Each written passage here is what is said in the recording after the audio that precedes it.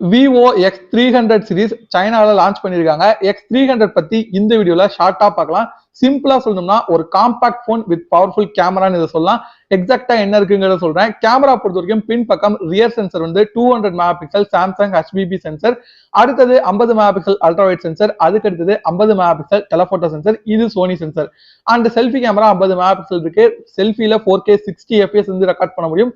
எக்கச்சக்கமான ஃபீச்சர்ஸ் வந்து இங்க விவோ கொடுத்துருக்காங்க கேமரால. ஸோ கேமரா ரொம்ப ஸ்ட்ராங்கா இம்ப்ரெசிவா இருக்கு.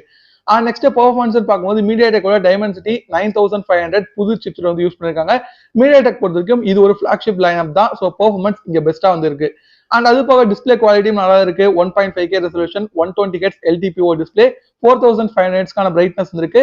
அண்ட் அலுமினியம் ஃப்ரேம் வந்து யூஸ் பண்ணிருக்காங்க. பின்பக்கம் கிளாஸ் வந்துருக்கு. ஸோ ஓவரால் இன்ஹேண்ட் ஃபீல் கூட பெட்டரா இருக்கும். அண்ட் குட்டி போனாவே இருந்தாலும் பேட்டரி 6040 mAh வந்துருக்கு. 90 வாட்கான ஃபாஸ்ட் சார்ஜிங் சப்போர்ட்டும் கொடுத்துருக்காங்க. சிலிகான் கார்பன் பேட்டரி தான் வந்து யூஸ் பண்ணிருக்காங்க. அண்ட் Arduino OS 6 தான் குளோபலா வரப்போகுது. இந்த போனுக்காக எத்தனை பேர் வெயிட் பண்ணுவீங்கிறத கமெண்ட்ல லீவ் பண்ணுங்க. பிரைசிங் அப்ராக்சிமேட்டா 65 ல இருந்து 70 வந்து வரலாம். ஷார்ட்ஸ் பிடிச்சா லைக் பண்ணுங்க. சேனல் மறக்காம சப்ஸ்கிரைப் பண்ணிருங்க.